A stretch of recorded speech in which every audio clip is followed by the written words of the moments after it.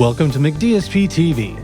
In this video, we'll be covering the 6020 Ultimate EQ and what makes it such a versatile and great sounding EQ plugin. We'll go over the controls for the 6020 and wrap it up with a couple of demos. The 6020 Ultimate EQ is a set of 10 different equalizers in one easy-to-use plugin. Some of the modules are based on hardware equalizers, and some are based on our own research and development here at McDSP. With the 6020, you can take advantage of the on-the-fly auditioning, which retains all of your EQ settings so that you can quickly audition all 10 EQs and find which module is right for the track you're working on. Available in mono and stereo versions for AAX DSP, AAX native, audio units, and VST, you'll see the ultra-low latency of the 6020 makes it extremely useful to have on every single track in your session. On the far left is the module selector panel. From here, you can simply click on the module that you would like to hear, and it instantly replaces the one that is currently in use. But fear not, all of your equalizer settings will be retained. With the input knob, you can adjust your levels before hitting the EQ processing, and adjust your levels post-EQ processing with the output knob. Start with a preset or choose any module to start with on your track. Then once you've dialed in your settings, all you need to do is click on different EQs in the module selector panel and choose the one that works best for your track. Let's take a look at the different modules in the 6020 Ultimate EQ. Fairchild is probably best known to studio dwellers for the 670 compressor limiter, although a lot of engineers are not aware of the Fairchild 664 EQ module. The original 664 unit only had a fixed low-frequency band at 80 Hz and a high-frequency band with a minimal selection of stepped frequencies. The McDSP E670 module has 3 bands, each with its own continuous gain and frequency controls. The E670, like the original 664 module, is a program equalizer, so it's great when you need some gentle EQ on tracks or buses.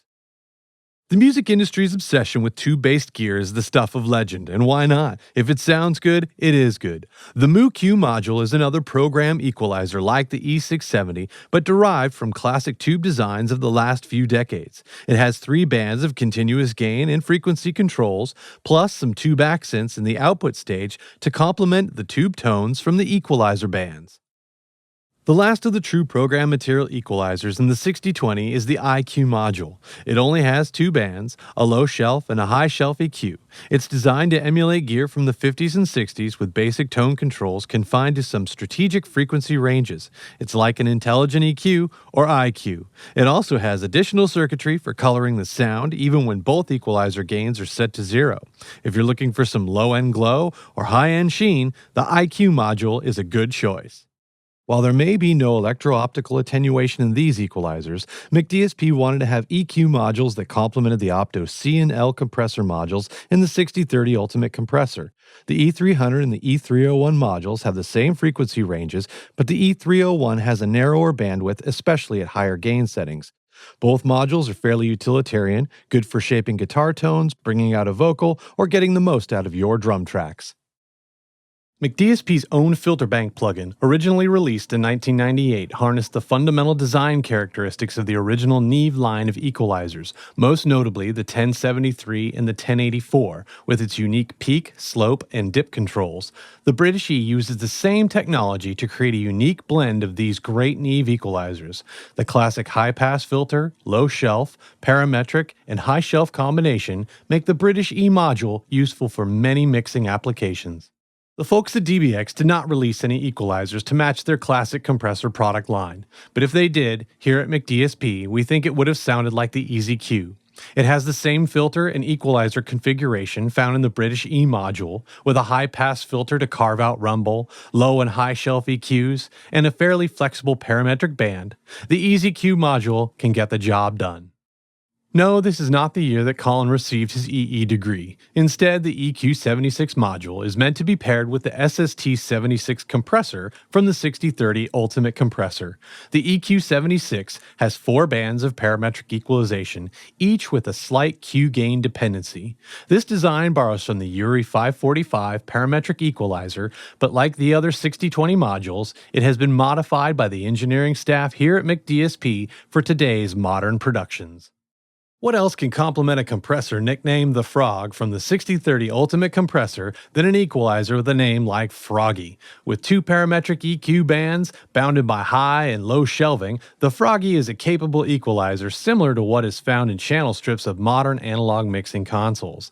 The low and high shelving bands perform some amount of cut or boost to offset the boost or cut amount selected, a clever design technique used by many classic equalizers. The E357 is another complementary design to the D357 module in the 6030 Ultimate Compressor. It has three bands of aggressive equalization, with the shelving bands having more punch at the low end and a brighter top end than any other shelving EQ in the 6020 collection. Both the D357 compressor and the E357 EQ are great choices for fine-tuning the tone of a drum, bass, or synth track. Now let's check out the 6020 Ultimate EQ in action.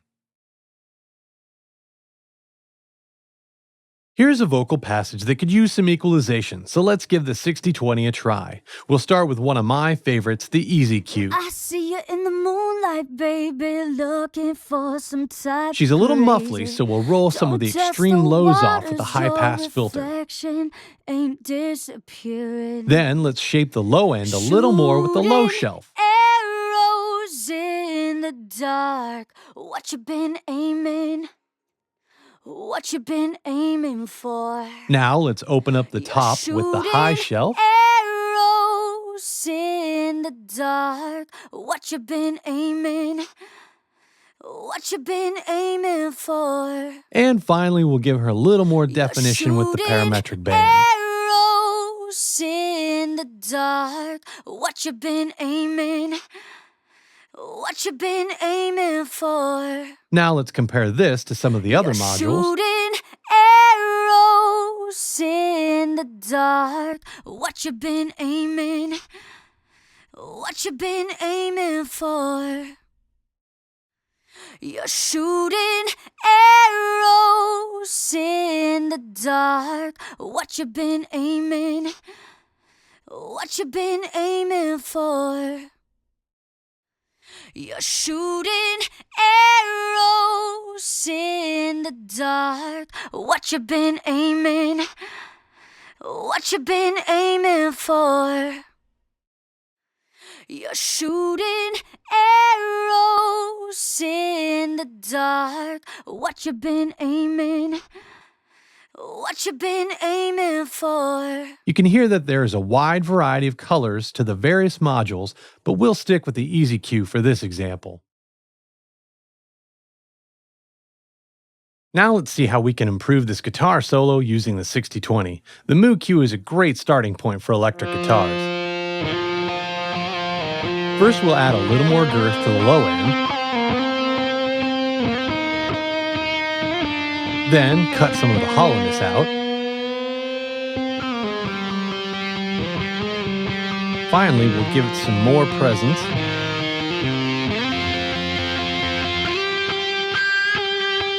And let's see how it translates with the other modules.